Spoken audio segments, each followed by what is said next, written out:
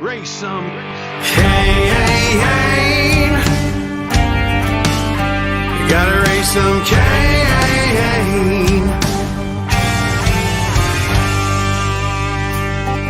In the heartland where the faith runs strong, we've seen the shadows growing long. Watch those around us be deceived.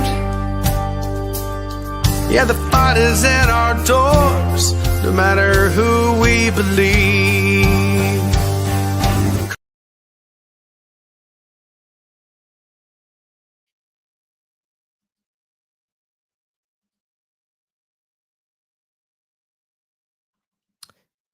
Welcome to the Raising Cain Show. We had a little bit of a trouble there with the intro video, but folks, it's good to be back. I've been out of town for a couple of weeks, and so I'm really happy to be back with you tonight. Tonight we have a really great guest, and I'm looking forward to introducing him to you guys, Dr. Michael Kirk Moore, and he is the Utah doctor that is honored his patients' medical freedom, and we're going to get into that and get into basically the trial and the issues that he's been in.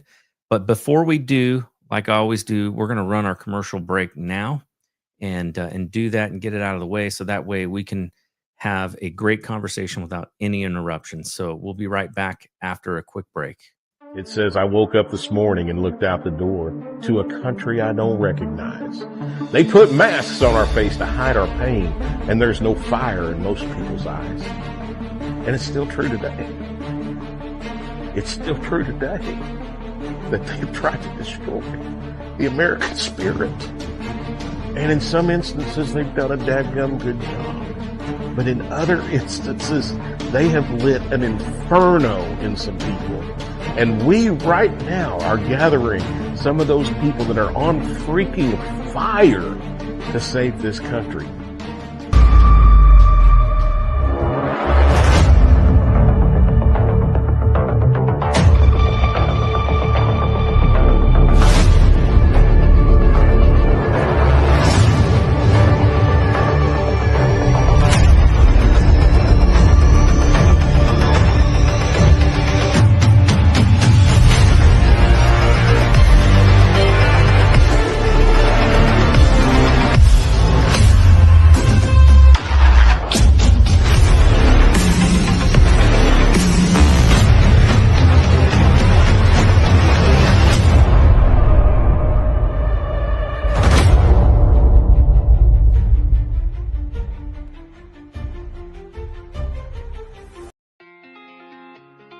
Increasing expenses have caused us all a lot of pressure these days, and it's affecting even the wealthiest of people. Most have lost their sense of security, stability, and even hope for a strong financial future. The game plan of everyone in your cell phone has likely been disrupted or even hardcore stopped, and most are looking for a creative solution to regain financial momentum. Oftentimes, life's best solutions are the simplest. But first, a question. What is something most people think they should own but don't? Crypto, fine art, real estate? Nope. We are talking about real money. The kind kings and queens fought for and large institutions today buy in mass. We're talking about gold and silver, assets that provide confidence in tough financial situations. So the question is, do you own any? If you don't, you're not alone. Most people aren't maximizing the power of precious metals because it's just been too complicated. And even though they see advertisements about gold and silver daily, they don't really know who to trust. That is, until now. The bottom line is that buying gold and silver doesn't have to be complicated or scary. There's a simple, better way to accumulate assets and create financial peace, headache-free. And this very minute, a new community of average people are seeing above average results to the tune of tens of millions in assets over the last few years. This system is tested, it's simple, and it's not an experiment. To date, it's helped more than 80,000 people bring hope back into their lives. It's invitation only, and right now, this new community has accepted a challenge to give away as much free gold this year as possible. Curious? Learn how to get your free gold today. Check out the next step to get the details. Heard of Q broadcast? It's taking the world by storm. People are cutting the cord to their high cable bills and moving away from streaming services like Netflix, Hulu, and others for something better. Q broadcast. For just $60 a month, you'll get access to every channel you could ever want, including HBO, Cinemax, and Stars. And the best part? There are no contracts, no hidden fees, and you're free to cancel anytime. With Q Broadcast, you can enjoy streaming live TV, movies, and top series on up to 5 devices at once. Whether you're at home or on the go, Q Broadcast makes sure your entertainment is always at your fingertips. Imagine being able to watch all your favorite channels from anywhere, anytime, without any restrictions. We're talking about thousands of movies, hundreds of TV series, and a huge library of live channels, all in one place. And don't forget video on demand and pay-per-view events. Those are included at no extra cost, so you'll never miss a big event again. Now, take a second and think about your current cable bill. You're probably paying anywhere between $100 and $300 every month, locked into long-term contracts and hit with surprise rate increases. With Q Broadcast, that's a thing of the past. It's just $60 a month. No contracts, no extra fees, no hidden costs, and no price hikes. Why juggle multiple subscriptions like Netflix, Hulu, and cable when Q Broadcast gives you everything you need in one convenient package?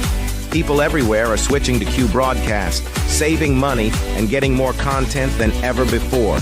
So, what are you waiting for? Click the link in the description and sign up for Q Broadcast today. Just $60 a month, no contracts, no hidden fees. It's time to take control of your entertainment and start streaming smarter.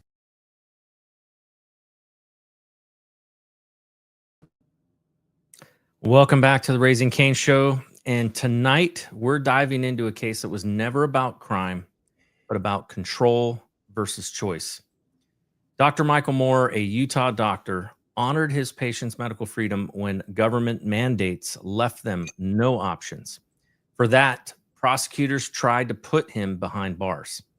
The trial was set to last 15 days, but after just 1 week, U.S. Attorney General Pam Bondi stepped in and ended it, declaring that Dr. Moore gave his patients what the government would not, the right to choose. This wasn't just about one man.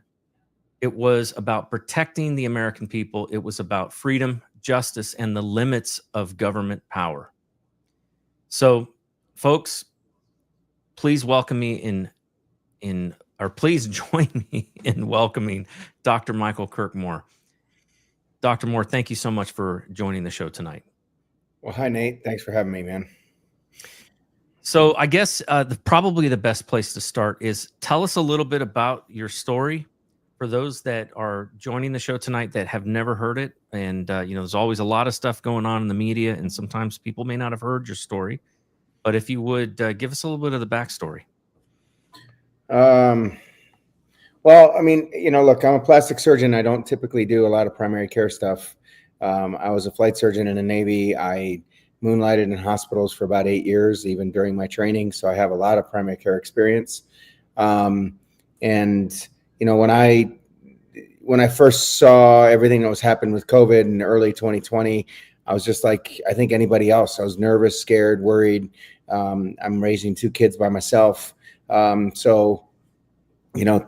started getting shut down. We started seeing the lockdowns. We started seeing, states in New York, kind of like, 2 weeks to flatten the curve. The state of Utah was looking at doing something towards the late of March, doing something. I finished surgery on a Tuesday afternoon. I went home, middle of March, 16th, 17th, something like that. And kind of said, I don't remember what I saw, but I was just like, I can't afford to get infected or get my kids sick. They've got a life to live. And so I'm going to close my office. So I called my office manager. I said, hey, Heather, we're done. One person in the office, just keep the doors locked. We'll answer the phones. If anybody needs anything, just call me. Within, it was easy 48 hours, but probably more like 36, because this was Tuesday afternoon, 4 or 5 o'clock in the afternoon. By Thursday morning, I had done a 180. I had had time to do nothing but just do research and look and read and study and pull up articles and kind of review my microbiology, stuff, and kind of, get back into the groove of things with primary care. And I was completely convinced that this was just nothing but a fraud, and that it was all fake.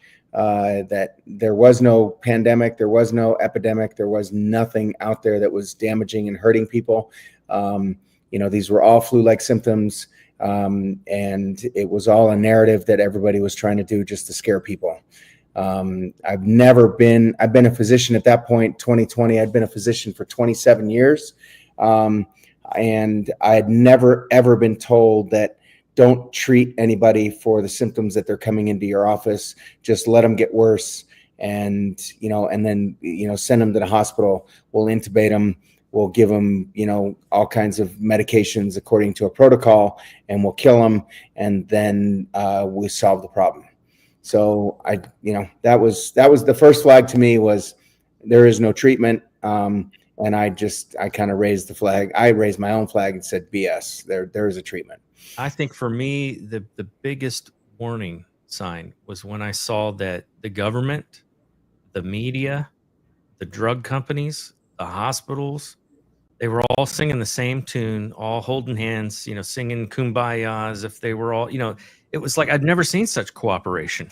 And Right. It told me that something was drastically wrong. Like there was a narrative you could watch, and I'll never forget, because when they started talking about the origin of this, being from some wet market, right?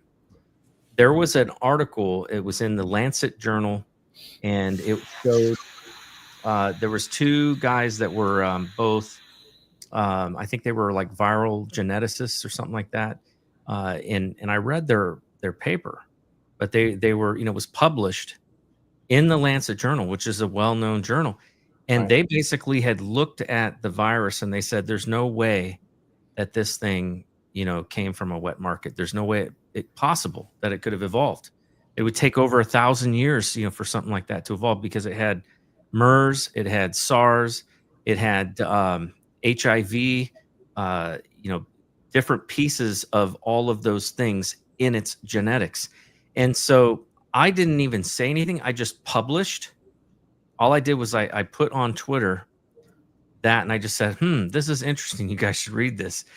And within an hour, my account got its first ever, warning, and my account was basically shut down. And in order to get out of the penalty box, I had to basically remove that article. And I'm thinking to myself, wow, this is really interesting. Why are they getting so uptight about me publishing something that was in the published journal? I'm just putting it up there. I'm not even giving my opinion. I'm not a scientist, but I'm just saying, hey, these guys are scientists, and they're saying something ain't right here. Something doesn't smell right. So I knew right then that something was really bad, and I knew not to trust the government. I'd already had plenty of experience in that. But Well, Nate, the first thing for me was, like I said, was, there's no treatment. Okay. Mhm. We've never addressed anything in medicine with no treatment. You always treat somebody, even if it might not be the right thing, even if you change your protocol, or you change something, or you change your treatment paradigm, change the medications, you do something, there's always a treatment. You always intervene. And then, like, the second thing, like you said, and to me, it went beyond that. Yes, everybody in the United States was on the same page, but everybody in the world was doing the same thing. Oh, yeah. With 208 countries that were doing the exact same thing. You and I have a big family Thanksgiving dinner. We can't even agree on whether we want sweet potatoes or baked potatoes. Okay. And yet we have 208 countries in the world that are doing the exact same thing, with the exact same narrative, with the exact same, kind of treatment protocol or non-protocol, and whatever it is. That was, so to me, that was strike one, strike two. Yeah. Yeah. It definitely seemed like an exercise in authoritarianism like nothing we've ever seen in our lifetimes. And so I became very resistant to anything that the mainstream media said, anything that the government officially put out, anything the NIH was putting out. I questioned it all. And to be honest with you, I'm kind of, the silver lining to all of this is that before that, I never really questioned any of that stuff. I just did whatever, my doctor said. I just, went along with whatever, the hospitals recommended and whatever the government, encouraged. I mean, I had a top secret clearance for 27 years. I had worked in the government. I had worked as I'd been in the military. I'm used to following orders. But this thing was like kind of the final straw for me in waking me up that we've got to be responsible for ourselves and the decisions that we make. And we cannot just blindly trust anybody. We have to question things, especially if our instincts are telling us that something doesn't add up.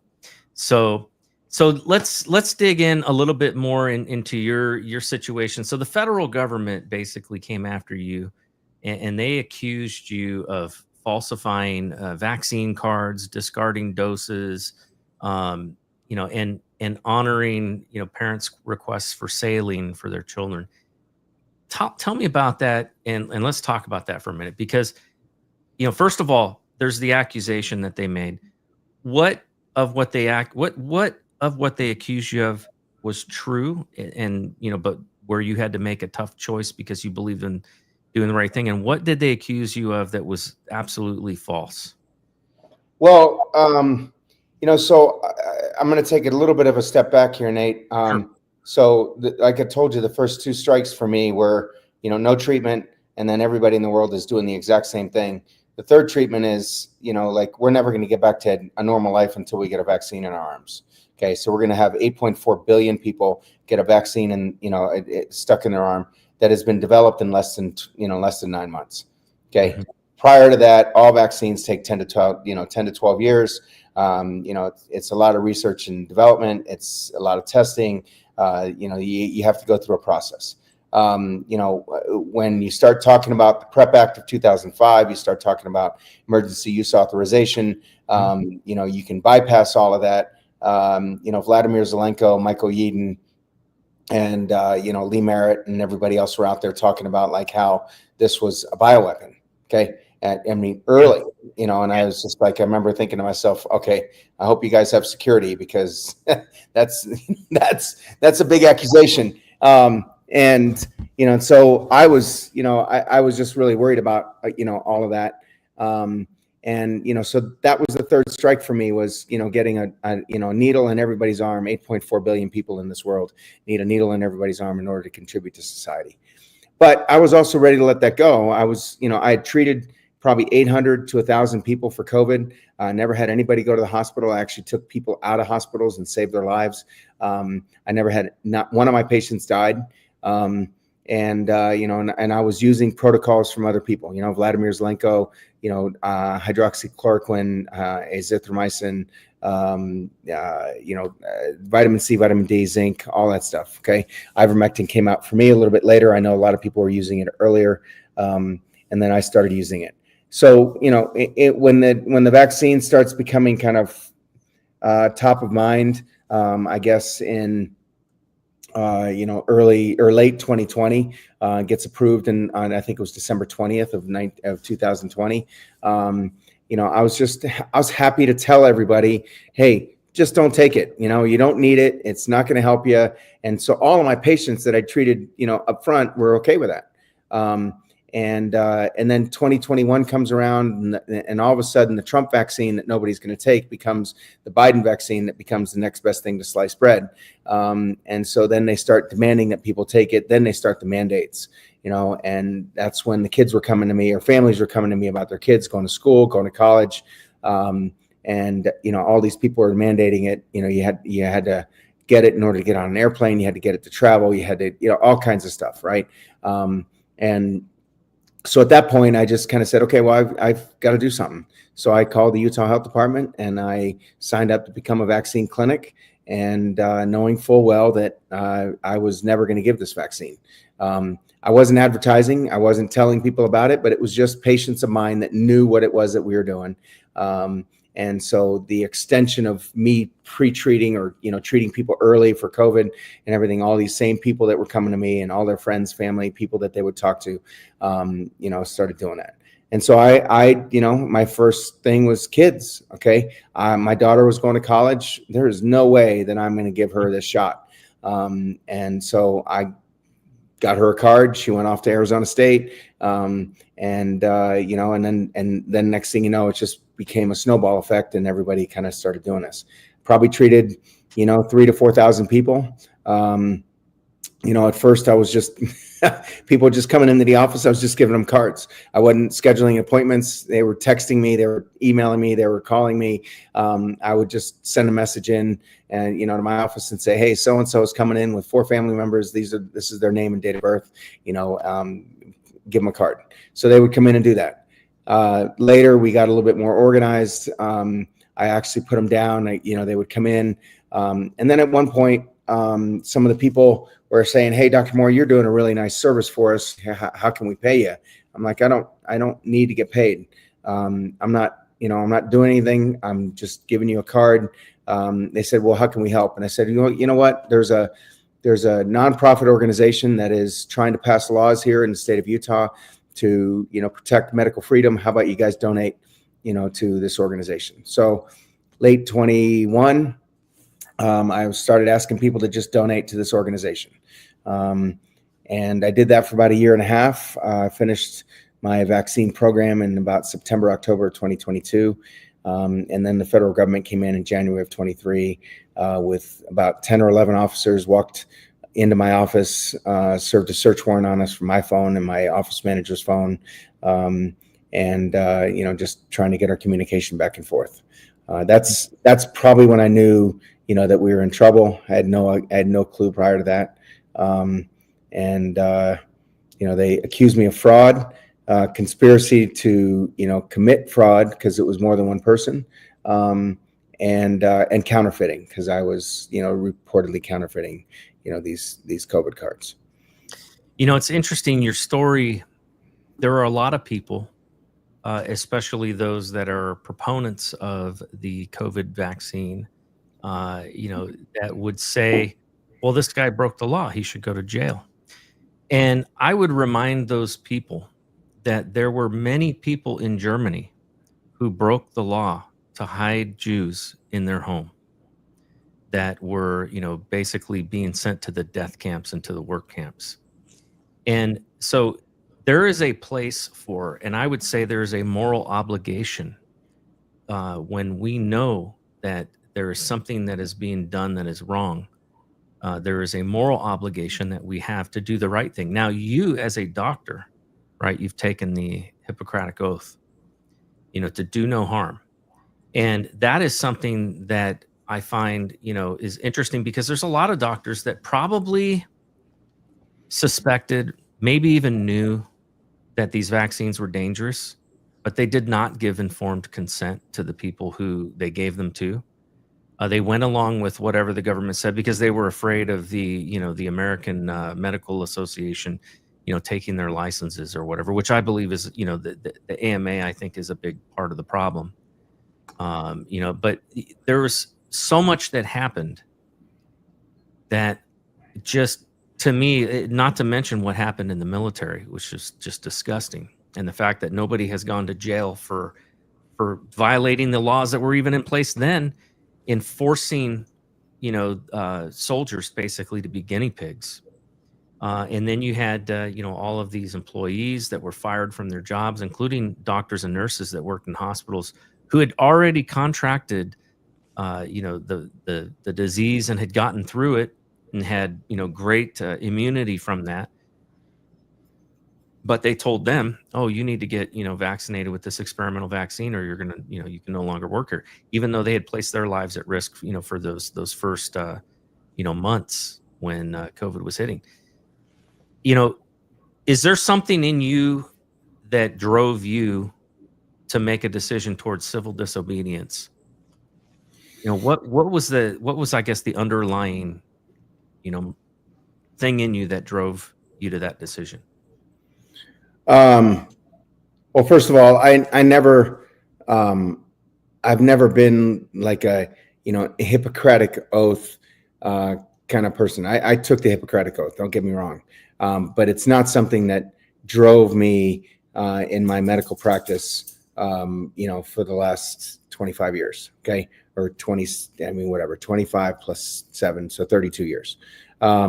that was never an issue. It's not like I looked at the Hippocratic Oath every day before I went to work. I also never went to the CDC website before I went to work. It wasn't ever something that I looked at. To me, it was just doing what was right. I had done my own research. I had access to the articles. Every animal study that was done on mRNA technology, all the animals had died. And all of a sudden we'd never done any human testing. Every article that said in those, animal testing that they had done said, this is not ready for human experimentation yet. And all of a sudden, it's ready for, deployment on 8.4 billion people because of this supposed, this supposed disease. That was, to me, again, it was just so fallacious. It was so false. It was so fake. And it was just, there was just no truth behind any of this stuff. I'll tell you, the AMA has a code of ethics. Okay. It's a published code of ethics, and their code of ethics states that there will be conflicts between the doctor-patient relationship and the laws in our country. And the doctor is required or should do two things. The first thing that the doctor should do is to try to do what he can to change the laws so that they can comport more with the doctor-patient relationship, which is what I did. I went to our state, our state legislature, and I testified. I had some laws passed here, or I helped get some laws passed here in Utah that reversed some of the medical tyranny stuff that was happening in our states. So that's what they said that I need to do. That's the first step. You need to try to make that happen, which I did. The second step is that, if you cannot get the laws to comport and you can't get it to come into line with the doctor-patient relationship, with what your patients want and what you feel is appropriate to them, then you have to abide by your doctor-patient relationship and you have to violate the law. Okay. So that's the first thing. The second thing I'll tell you, Nate, is there are no laws in this country, none, that have been passed by a legislature, that have been signed by the executive, whether it be a state law or a federal law, okay, that requires me to do what our government, what the FBI was requiring me to do. Okay, the CDC has no legislative capacity. They are an advisory agency only. They only pass recommendations. Okay, so I never violated any laws. The FBI and the DOJ and everybody was claiming that I had violated the lawful governmental functions of the CDC. In essence, there is no such thing as a lawful governmental function of the CDC.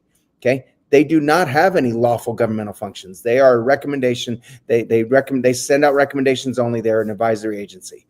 The only law that was broken here in this country was that, the law that is passed by our legislature is passed and signed by our executive, where it says that you as a person are required to disclose your medical information to a grocery store clerk or to an airline company or to a restaurant hostess or whatever. Okay. Those are the only laws that got broken. Those are HIPAA violations. So ultimately, the federal government should be going after Delta Airlines, American Airlines, all of these people here that have violated the law. I want to read something for you that is really interesting, okay, from the Hippocratic Oath.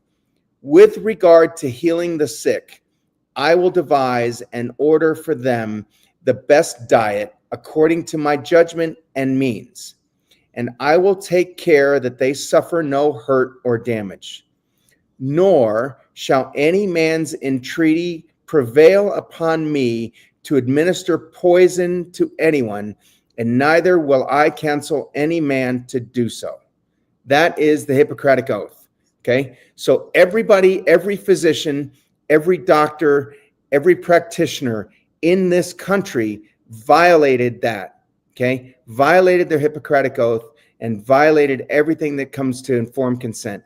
Because when you have a piece of paper that says intentionally left blank on the front and back, you have no idea what you're injecting into your patients. There is no way that you're doing it, and it is poison. And we know that it's poison, and every single one of our doctors that are out there that did this, and the vast majority of them did it, violated their Hippocratic oath. You know, it's interesting. One of the things that I don't know why this isn't talked about more, but I love the Constitution, and especially the Bill of Rights. And the Fourth Amendment is the right of the people to be secure in their persons, which I think is important.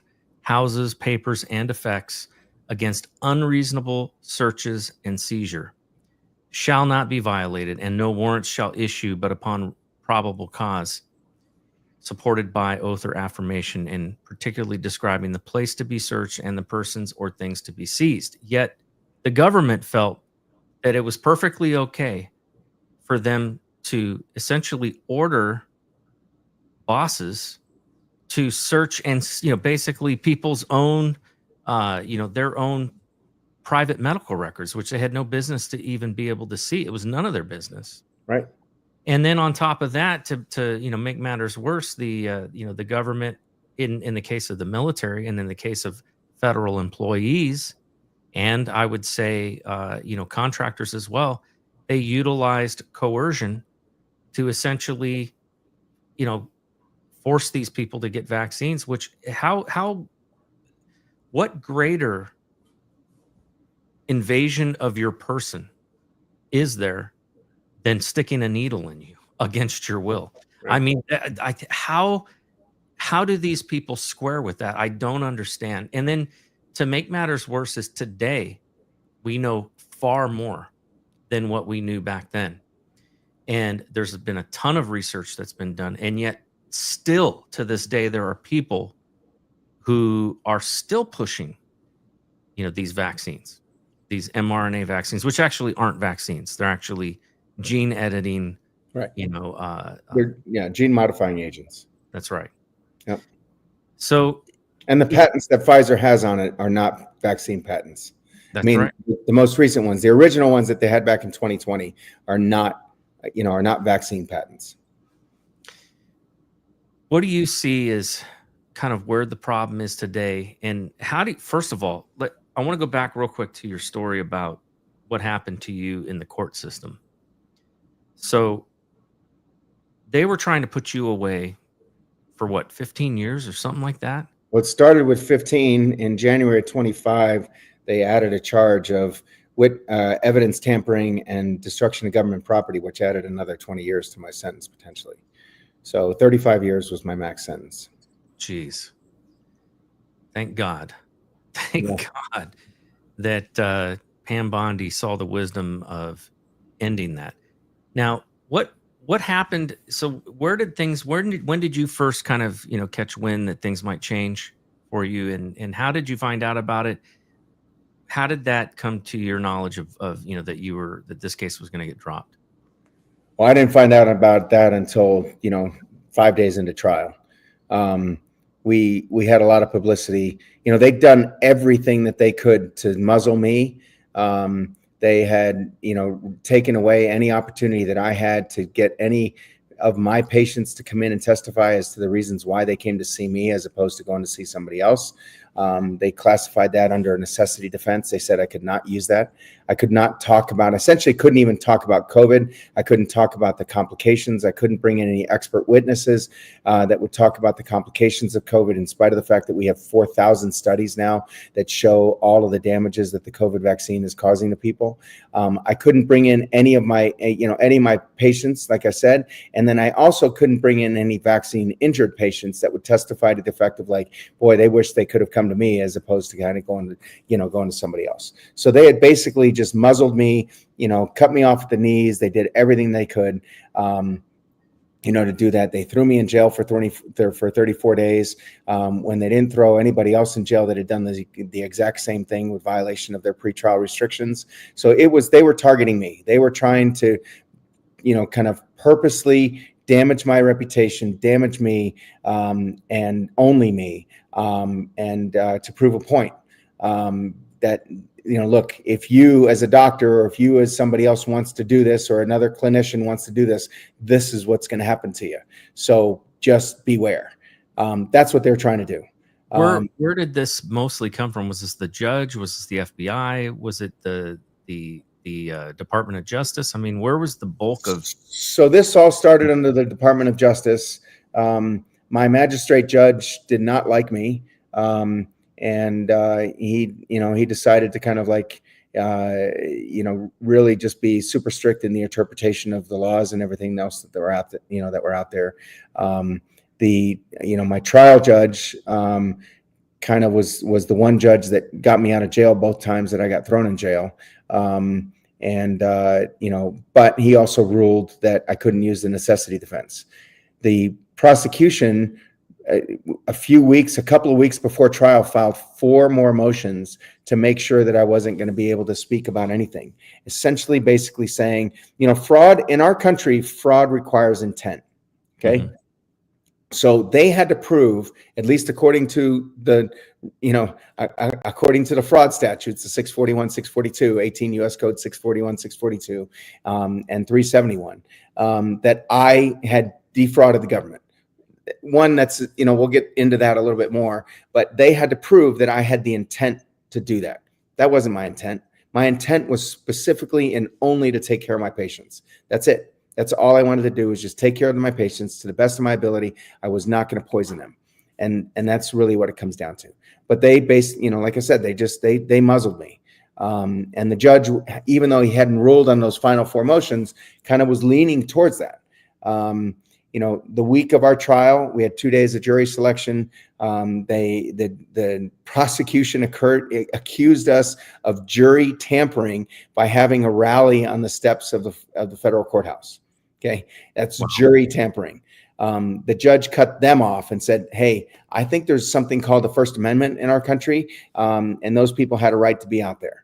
And that shut them down pretty quickly. So at least that was there. But they had to prove fraud, and they had to prove, at the trial that they still owned. Look, there were no complaints. Okay, who did I defraud? So the federal government, like you mentioned, is stepping in here and taking the position of purportedly the position that I defrauded the federal government of $28,800 worth of their product. Okay, we're talking about $28,000 worth of product. Okay. They spent $3 million plus on their prosecution. Wow. The acting U.S. attorney gave his office, the whole U.S. attorney's office in the state of Utah, gave them, I don't say the day off, but he gave them permission. Actually, not permission. He said, "Hey, look, this is our field trip for the day." Okay. And he had everybody from their office show up to support the prosecution of my case, because we had people that not only had filled our side of the courtroom, but had overflowed into another room. And so he wanted that if there were any media, any cameras, anybody, taking notes, he wanted to make it look like they had some support on their side. So he gave everybody in his office and said, "Hey, we're going to go to court today, everybody. We're going to have a field trip, and we're going to watch, the prosecutors, take care of Dr. Moore and shut him down." This is Merrick Garland you're talking about? No. This is the acting U.S. attorney in the state of Utah. Okay. Gotcha. When Trump was inaugurated, essentially all the U.S. attorneys get fired. Right. He had not nominated or appointed anybody to that position yet. So it was the acting U.S. attorney, which was a guy that was here. He's a career guy. I think his name's John Vitti. He showed up.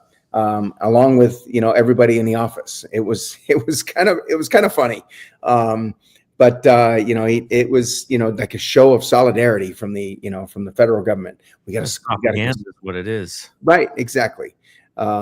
So anyway, they had to prove they had limited us so much that they had to prove, one, that they met a federal threshold of $1,000 in value, which they couldn't do.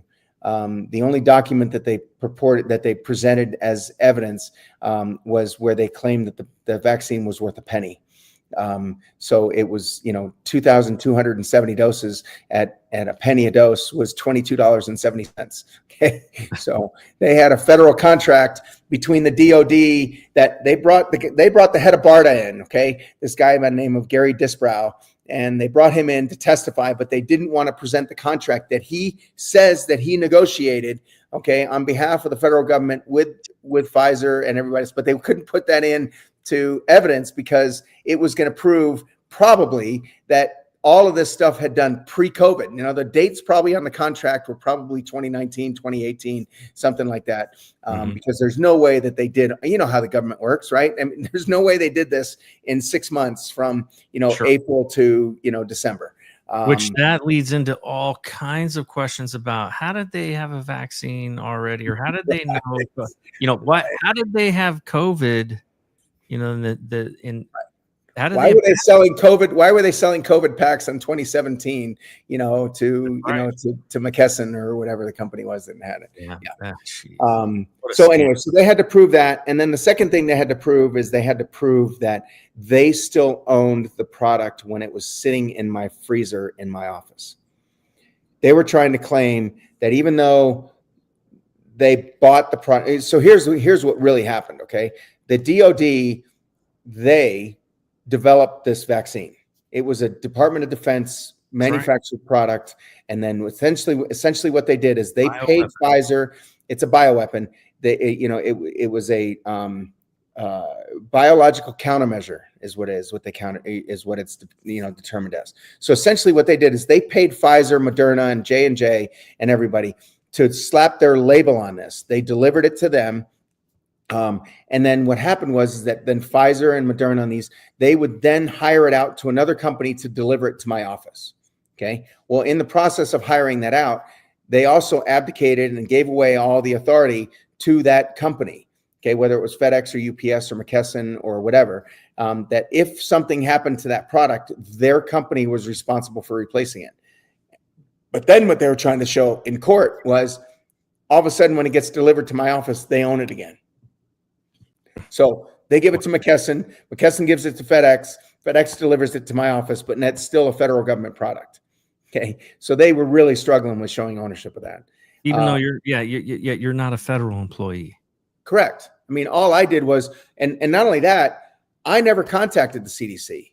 I never picked up the phone. I never had any contact with them. They didn't sign the agreement that I had. It was the Utah Health Department agreement that they put forth an agreement that they kind of pirated or that was given to them by the CDC and said, here's your provider agreement that you have to use.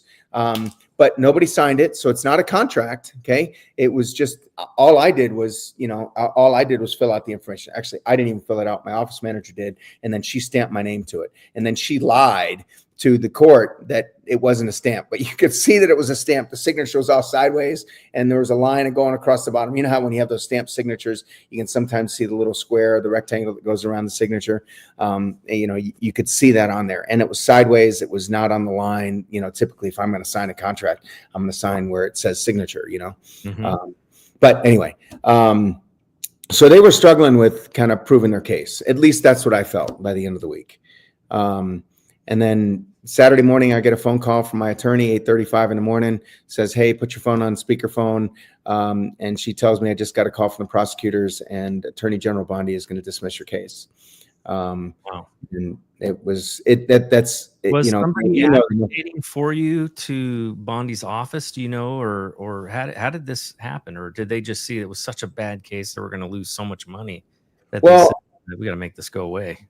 Yeah. So, there's the weaponization work group that Donald Trump, did an executive order on, I think the day that he was inaugurated, the next day, which was kind of to help reverse the January 6th defendant stuff and the January 6th prosecutions.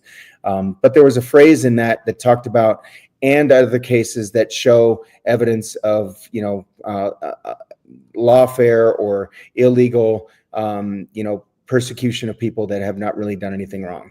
And I thought that we fell under that category pretty easly. So we ran it up the flagpole at the DOJ, and then in the middle of April they decided, no, we're not going to intervene. So now we're like, okay, well, we're stuck going to trial.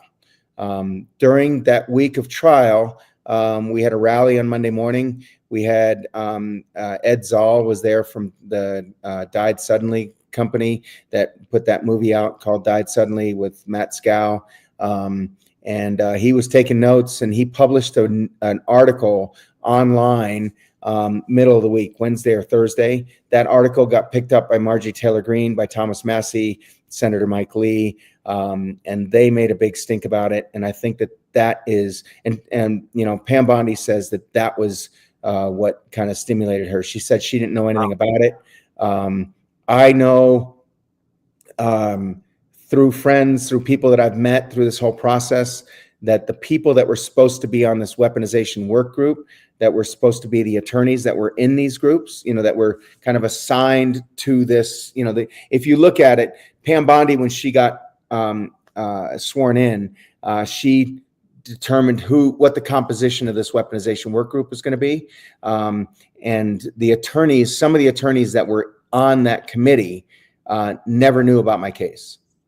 So even though I had sent it up the chain, and even though I had kind of like done everything that I supposed to do to kind of get this, you know, like at least to go through this committee, it didn't get, I don't think it got fully to committee. So somebody stopped it and then said, no, just send it down and tell them we're not going to, you know, we're not going to intervene. Wow. But Pam Bondi said, you know, until Marjorie Taylor Greene told her about the case, you know, she didn't know anything about it. And, you know, when she did, you know, like so you said, you won in the court of public opinion, sounds like is what really, you know, affected things. And I can't argue with that. I think that is actually far more effective, quite honestly, especially in cases that are politically motivated. And it sounds like this was certainly politically motivated against you, that the best way to counter that is to get people to rally together and to show up and to speak up and to make it known that they don't agree with this. right. And I think that I think that's great. It sounds like that worked for you, and thank God. Honestly, I think that the same thing is what happened with a lot of these guys that were, you know, being you know, falsely prosecuted for, you know, for all kinds of crazy things on the January 6th. I mean, certainly there were certain people that, you know, maybe resorted to violence, but, you know, there were a lot of people who just simply walked into the building because they were let in. And had it not been for the outcry of the American people at the abuses that they were facing, you know, and that these guys, I don't think many of these people would be, you know, free. And well, I mean, and a large number of them, 5 or 6 of them, committed suicide because right. you know, of having been in solitary confinement for months. I mean, we in the United States, we had political prisoners in jail, okay, for like what, 18 months, 2 years. I mean, how can you ever think that was ever going to happen in our country? I mean, you think that founders would ever have, you know, looked at this as being a, you know, a country where we are going to imprison people for walking into their own people's house? It's just, you know, and not having, I mean, nothing was torn apart. You know, we just had a summer of love, okay, where they destroyed Minnesota, okay, and you know, where you have a TV announcer that says, "Oh, well, it's mostly peaceful, peaceful, buildings are burning down." Yes, right. I mean, we have Dr. Simone Gold, who goes into the house. Or goes into the building and, you know, and gives a little speech, and then she spends a couple of months in jail because, you know, she violated the sanctity of this. I mean, it's just absolutely outrageous. This is the crazy part: the sanctity of the people's house. I mean, you know, the building had never, ever before, ever in American history, had ever been closed to the public during the counting of the votes. That was the first time ever. You talk about totalitarianism. I mean, I was working in DC at the time. I was having to drive down there and see Constantino wire, which I hadn't seen since the Army, you know, basically set up with, you know, tall fences and armed guards, you know, carrying these quote unquote assault weapons, you know, basically around the Capitol. And I'm like, what the heck what's wrong with this picture? You know, did I just step into Cuba or into communist Russia? Because that's what it looked like. After an election that was stolen.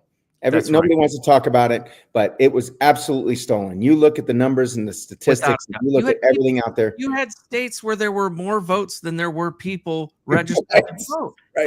How do you not How do you not stop and say, And you you know shut down the votes in all 6 of your Right. states, all 6 of your, Right. like swing states, the votes get shut down at 1:00 in the morning. Yeah, And yeah. then all of a Come sudden back by and, 4:00 in the yeah, morning, the we're vote, gone. the vote reversal is done. Right. Yeah. And you see those little spikes in the Absolutely crazy. It's Yeah, just, I mean, like, I don't know how the heck we survived these last 5 years with all the stuff that's gone on, whether it was COVID or whether it was the election or whether it was the, political prisoners and the weaponization of justice. I mean, so much has gone on. And then, we find out, thank God Trump got elected, because had he not, we would never have found out about all of the money that was being funneled into these NGOs, that it was clearly, going into crazy things that, USAID was involved in, and stuff that has nothing to do with anything that 90% of the American people would agree on.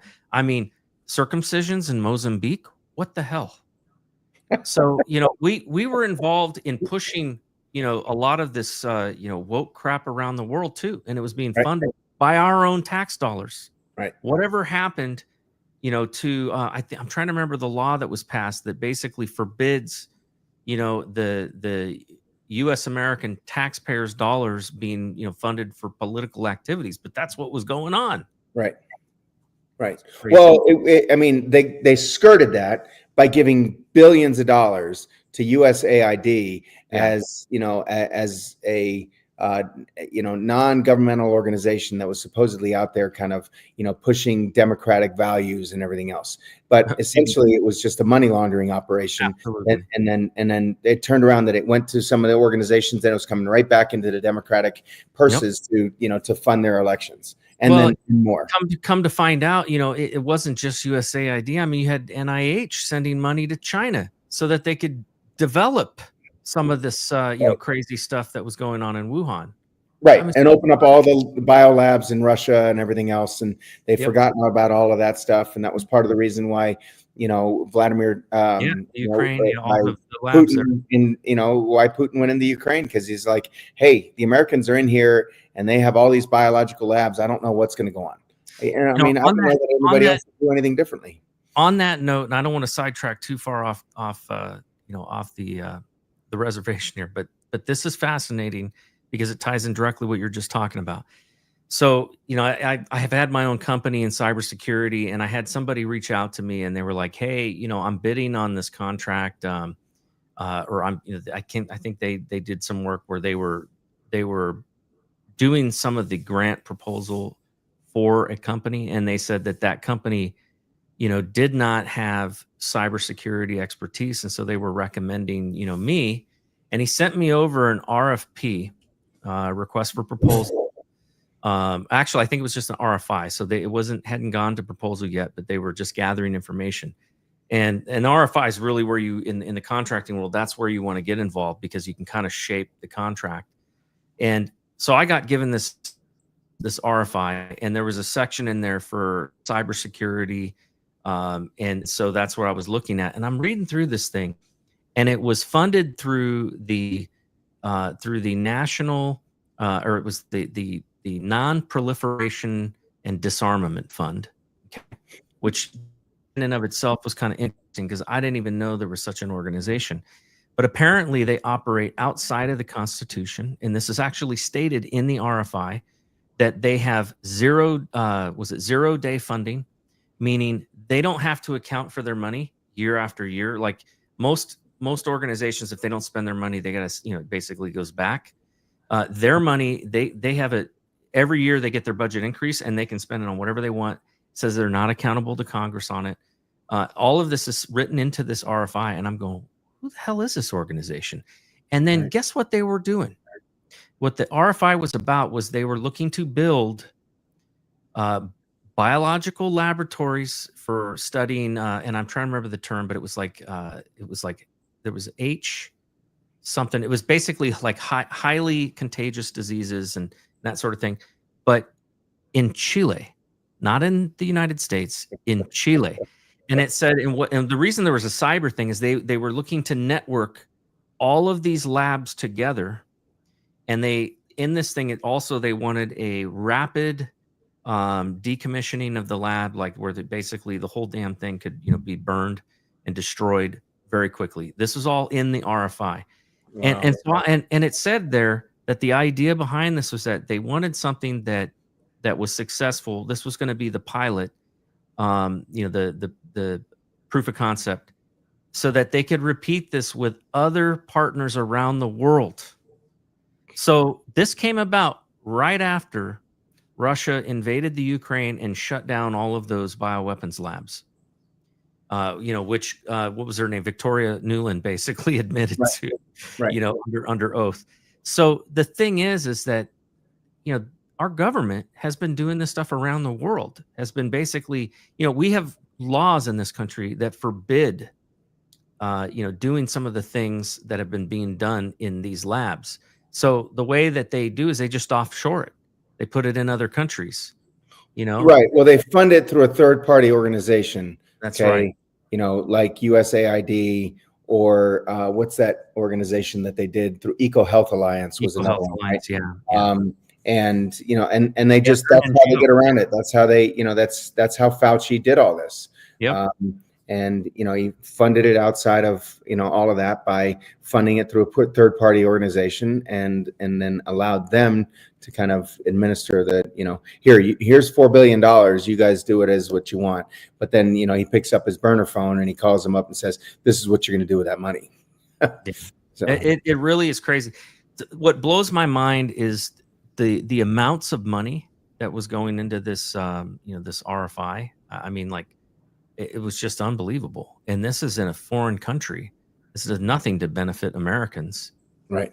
And honestly, I think it's basically bioweapons, development being done in foreign countries, because we have a Biological Weapons Act, which, by the way, I think it was Dr. Francis Boyle, the guy who wrote that act, who came out and said COVID is a biological weapon. Right. And these vaccines are biological weapons. Right. Absolutely. So, the guy who wrote the book on the Biological Weapons Act stated that these are biological weapons, and nobody wants to seem to, take that into consideration. And he's also a constitutional lawyer, or was, I should say. I think he's passed on. But yeah, it's just unbelievable what we saw happen in this country. And well, look, the PrEP Act is by definition, it is an unconstitutional law, and I don't understand how that has not been challenged. I don't know how we have, the separation of, we have our three separate, distinct entities of our government, right? We have the judicial, the executive, and the legislative branch, and they're, but in the PrEP Act, it says in there, in writing, that the judicial system cannot intervene in this. Like they have no. They have no authority to intervene in any of this.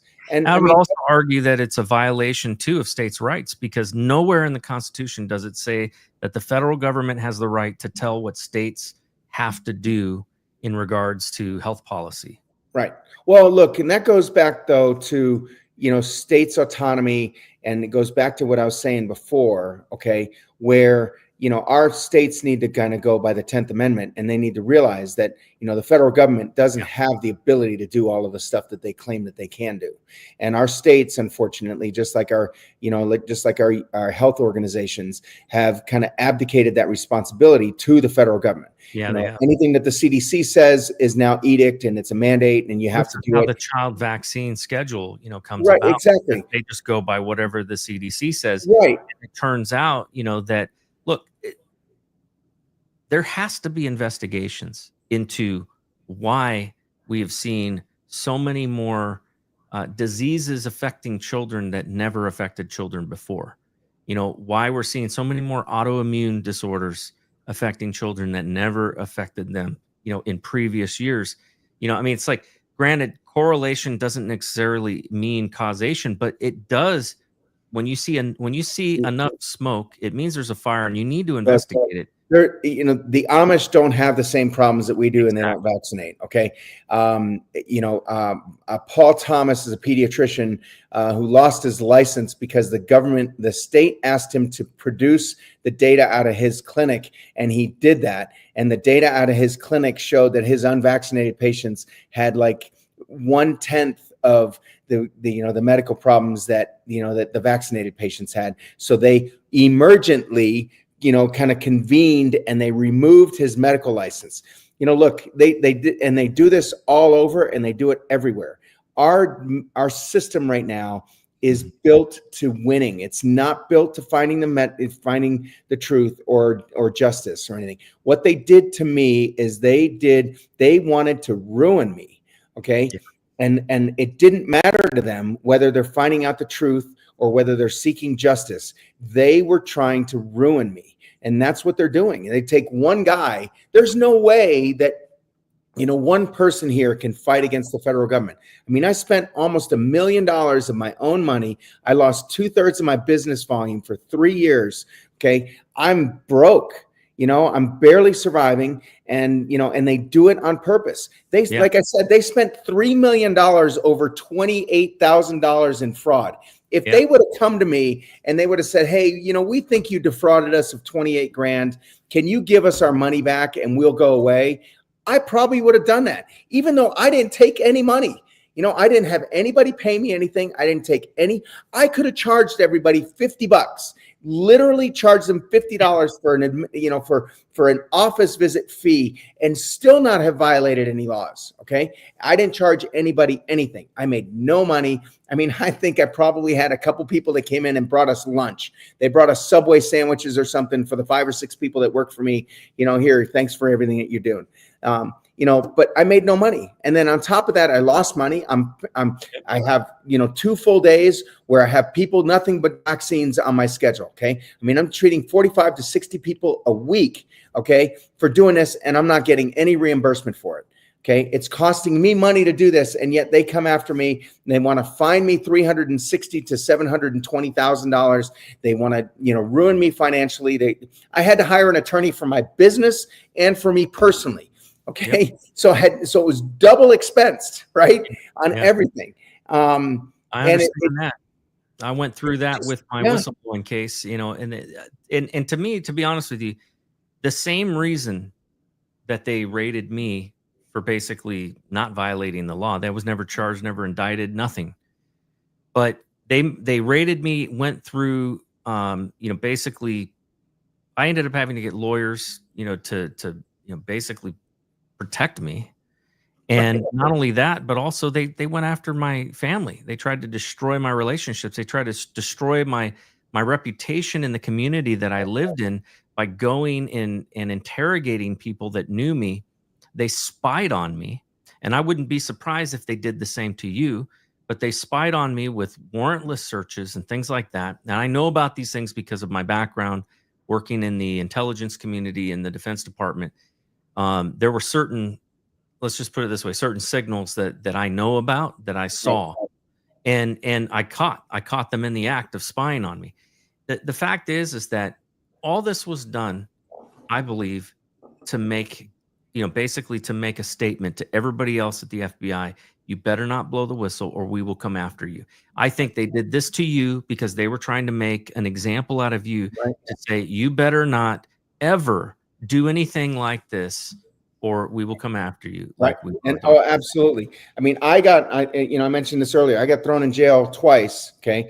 And 2 of my co-defendants did the exact same thing that I did. And both of them went home and I went to jail. Okay. So, I filed a motion in May of 2023. 2 of us filed the exact same motion. All we did was put our name, change the name at the top of the, at the top of the, on the paperwork. She went home. I went to jail for 12 days. In November of 2024, right after the day after the Trump wins the election, I get perp walked out of my office in chains and everything else. And I spent 22 days in jail when Chris, my co-defendant that went to trial with me, spent 2 days in jail. And the only reason was because it was our magistrate judge was out of town and they couldn't reach him for an emergency hearing. And so she had to spend an extra, day in jail until they could get an emergency hearing. So we got arrested on Wednesday. She went home Friday. I stayed in jail and had to file a whole motion appeal, spend all kinds of money. Okay. And I get let out 22 days later. I spent 22 days in a medium security prison, and they had some sort of electrical issue or whatever it is in their jail, where I was in my cell 22 out of 24 hours a day. Okay. no access to any phones, no access to a library, no access to doing any, studying, nothing like that. They just were just trying to completely ruin me.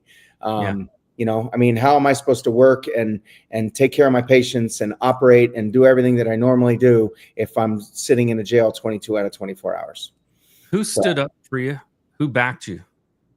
Who are the people that came out of the shadows to stand up? And I'm talking about in Utah, not just, in the federal government. You mentioned some of the names of of Senator Lee and some of our Congress members that stood up for you. But what about in Utah? Who are the people that backed you? Well, I just had a lot of groundswell support from, some of the organizations here. And, my patients that knew me and knew what we had provided for them, who had friends, and they just decided to really push this out and show up on the courthouse steps. I mean, they donated to my Give, Send, Go account from our legal defense fund. They showed up with their friends. They did everything, a lot of prayers, a lot of support, and everything else. On the week of our trial, Mike Schultz, the Speaker of the House here in Utah, showed up. Carrie Ann Lisenby, a couple of other people I know, that Kristen Chevrier, and a few of our other House members. Kirk Moore, a state senator here, went to DC and spoke up on my behalf and tried to just get some more publicity and just get some other people. I think it all helped in the end. I think the more people that knew about it, I know people that personally know Ed Martin, and I know that they told him about my case. So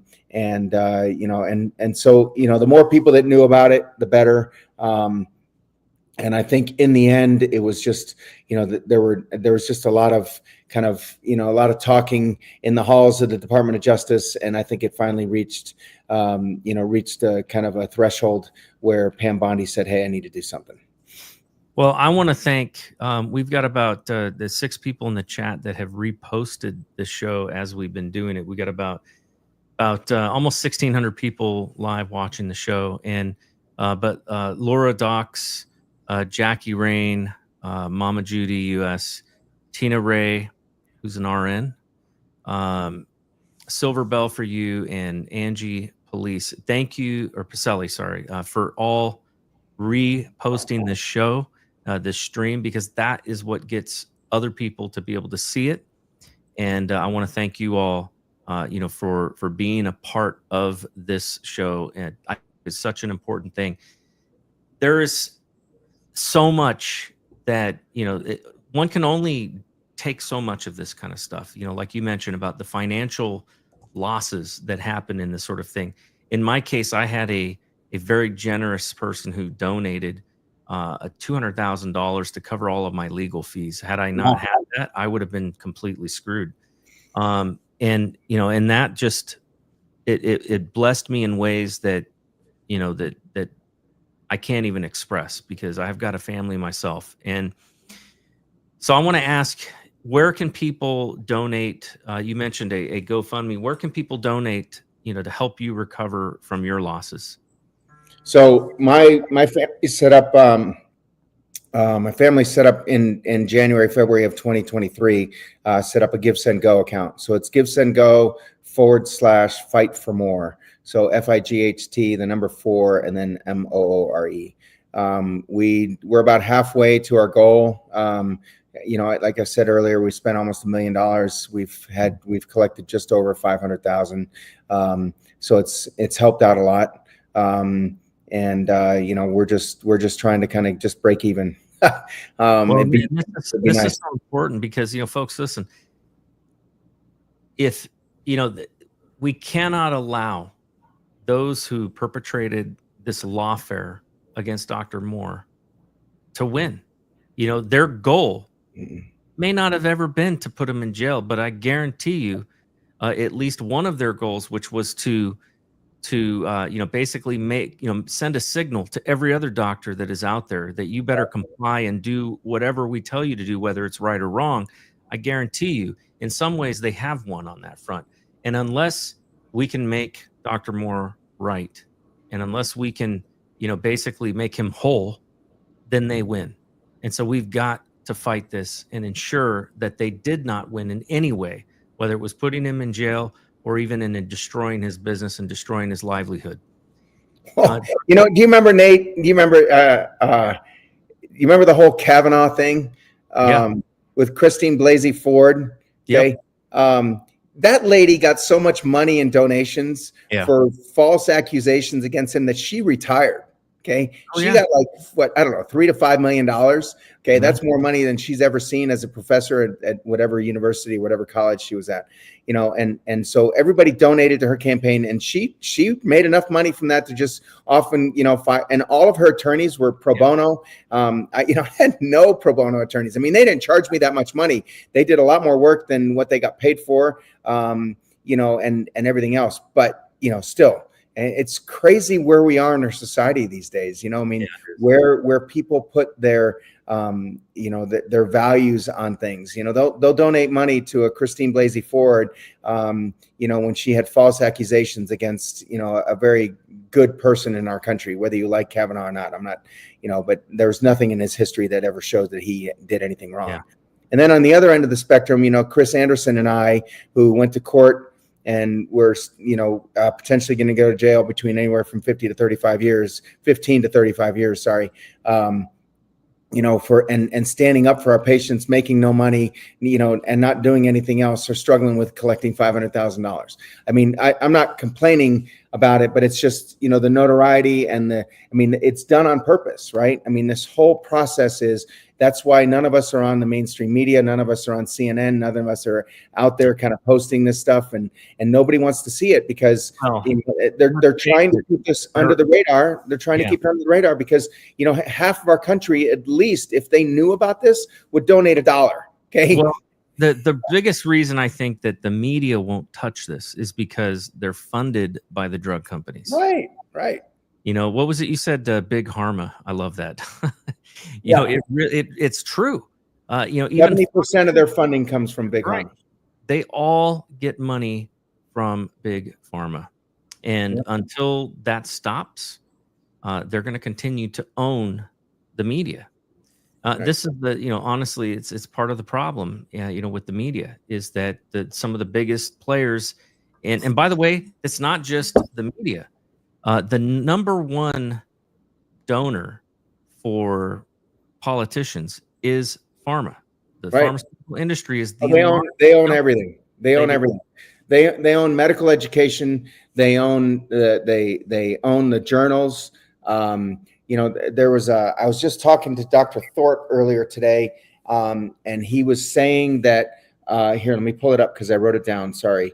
And he was telling me that in April of 21, so April 21 of 2021, that Rochelle Walensky made a payment, to the Mass General Department, or the Massachusetts Department of Public Health, to pay them to run articles supporting the vaccinations. Okay. The Journal of the American Medical Association, in October of 2024, a guy by the name of Dr. Nguyen, Nguyen, published an article in JAMA, the Journal of the American Medical Association, that all four major medical journals, there's four major medical journals. There's the New England Journal of Medicine, the British Medical Journal, the Journal of the American Medical Association, and Lancet. Okay. So all four of those major medical journals from 2020 through 2022, they're published reviewers. Okay. So they're reviewers that were reviewing articles that were going to be published in that journal. Okay. Those people, and they matched the payments. Okay. This guy here got information that matched me. $1.06 billion was paid to those four reviewers. The reviewers for those four journals.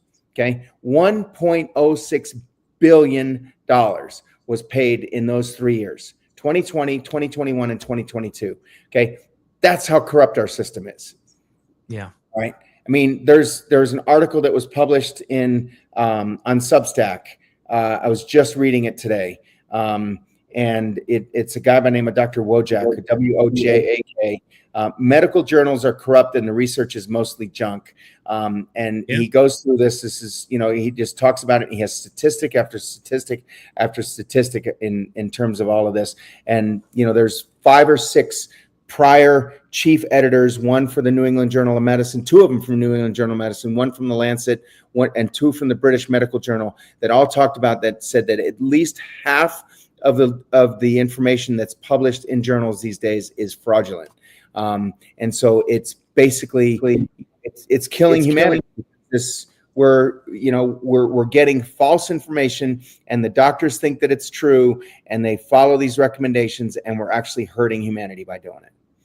It's not just doctors too. Listen, I've been a cybersecurity expert for a very long time, and I've had various publications reach out to me to publish articles, and then you come to find out that they're not going to publish anything unless you pay to have it published. So when you think about that, when money is really what's behind, getting your articles published, how can you justifiably say that anything that's being said is legitimate research? Right. And it's absolutely crazy. So it's shocking to me, and I don't understand why there's not more of a look into those types of things to stop it, because it is fraud. Yeah. It is. Richard Horton, who's the editor-in-chief of the Lancet, one of the past editors-in-chief of the Lancet, is quoted as saying, medical journals have devolved into information laundering operations for the pharmaceutical industry. So yeah. Medical journals have devolved into information laundering operations for the pharmaceutical industry. I mean, that's where we are. They control the education. They control the medical schools. They control the information that we're out there. I read a stat or something that said that more than 50% of the information that we're taught in medical schools is actually false and fake, and is not true. And so we're teaching our medical students fake information. What do you think that that's going to do as far as taking care of their patients? Yeah. It just and it's all done for the almighty dollar. It's all done because these companies just control everything. They control the media. They control our medical journals. They control our medical education. They control our hospitals. They control everything. And they control our politicians. They control the judges. They control everything. It's, look, to come full circle on this, who's the chief of staff of President Trump? Susie Wiles. Yep. Okay. Where did she come from? She was the ex-chief legal counsel for Pfizer. Wow. Okay. So, and where do you think her loyalties lie? You think she's going to go out there and say, oh yeah, the people that just paid me my millions of dollars over the last 20 years or whatever period of time she worked for. Yeah, I'm just going to go and call them frauds. Yeah, that's not going to happen. Well, folks, this has been a great show, and I'm really honored to meet you, Dr. Moore. Folks, I put on the screen here a link to show you where you can go and donate, and I would really encourage you to do so. We've got to continue this fight. This has been one of the greatest betrayals in American history, and we need to continue this fight and continue to expose this so that it never happens again. This cannot be a lasting legacy for America. I love this country, but this country does have some sins, and I think COVID was one of the major sins that will go down in history as something that future generations will look back upon and go, how did that ever happen in this country? Right. Most people don't know, but in America, we had time period where there was forced sterilization of people and things like that were going on. We had slavery, of course, that's kind of hard to hide, but there are other sins that have happened in this country, especially when it comes to medical tyranny. And thankfully, we've had people who have stood up and who have fought it, people like you. And so I want to thank you for your service to this country in fighting that. I always like to ask my guest on the show, all the things that we talked about, and we got into a lot of different subjects, and I really enjoyed our conversation. But what is the most important thing that you want people to take away from this conversation tonight? Well, one of the best pieces of advice that I ever got was only you look out for you. And I think that that's a great statement. I think people need to realize that nobody else in this world, nobody else in our society, nobody else in any agency, any organization, anywhere outside of you is looking out for your own best interests. Certainly not anybody in the government. That's for dang sure. And well, right. And especially not the ones in our government. Yeah. And so I think people just need to realize that they need to kind of like stop being apathetic, take a little bit more of a proactive stance, and realize that, hey, go to your school boards, go to your county council meetings, go to your city council meetings, run for mayor in your small town, try to make a difference on your own little small community level, and take an interest in trying to do this. Don't make it a career. Just go out there and say, hey, I'll spend 4 years doing this as a part-time job, and I'll make a difference, and then encourage other people around you to do the same thing. Absolutely. I think that's important. If everybody just tried to reach out to their circle of influence and tried to, actually speak the truth, I think we would be looking at a very different world that we live in. Absolutely. Well, I always like to close in prayer. And, you mentioned about how nobody's looking out for us in this world. And that is very, very true. But I do count on the one above to give us that aid. And, as our founding fathers and George Washington often like to talk about the hand of providence. And I do believe that. I think that we've got to call upon that for God's grace on our nation. And I want to just pray real quick and pray for you and your family as well. Thank you. Heavenly Father, Lord, I just thank you for Dr. Moore and for all that he has gone through, and that you've gotten him through this, and that you have saved him from a life in prison. I thank you, Lord, that the truth is coming out, and I pray that this show would go out to many people across the country, that they would hear about it and that they would know about his story. And I pray, God, that you would bring to shame, Lord, those who utilized lawfare against him, and for those that tried to ruin his life for doing the right thing. I pray that our country would never again enter into such a dark time as we were during the COVID years. And I pray, Lord, that you would make Dr. Moore whole completely in his reputation, in his practice, in his finances as well. And we ask for your blessing over him and his family, and for all of those who stood up for him, even when it might not have been popular. And we just ask this in Jesus' name. Amen. Amen. Thank you. All right. Well, folks, I want to thank you for joining tonight. We had interesting, we just passed 1776. So 1779 people on the show today watching the show, which is great. And we had a number of people. I want to thank you again for those of you that retweeted the show or reposted the show out there. Just thank you for that. It's people like you that help us to get that word out to people. I saw that my brother too is Ryan is watching the show tonight. So thank you, Ryan. He's Ryan. Thanks. Big fan of fighting for freedom. And I see Jeanette is also on Facebook watching. So thank you guys for being on there. And it has been my pleasure to have you on the show tonight, and I wish you the best. And please do keep in touch. And if there's anybody else that you think would be important for me to talk to, about matters, whether related to this or others, please do reach out to Jeanette. I think you've got her contact info. I do.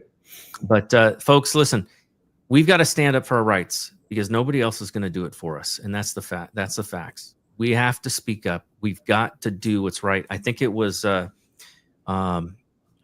was his name? The one who said, all that is required for evil to persist is for good men to do nothing. Edmund Voltaire said something similar to that too. I think there's been a number of variations on that. And there's even one that's out of the Bible that says, for he that knows the good that he ought to do and who does not do it, it is sin. And that is the truth. We have to speak up. We've got to be willing to stand up and be bold and do the right thing and follow your conscience, because otherwise you will live a life of regret. There's no doubt about it. So I want to thank everybody for joining tonight. And remember that, unless you're willing to step up and raise a little Cain occasionally, then, bad things happen. So we've got to be willing. And with that, I want to say good night and God bless to everyone. Okay. Good night. God bless you. Thank you. Raise some Cain. You gotta raise some Cain.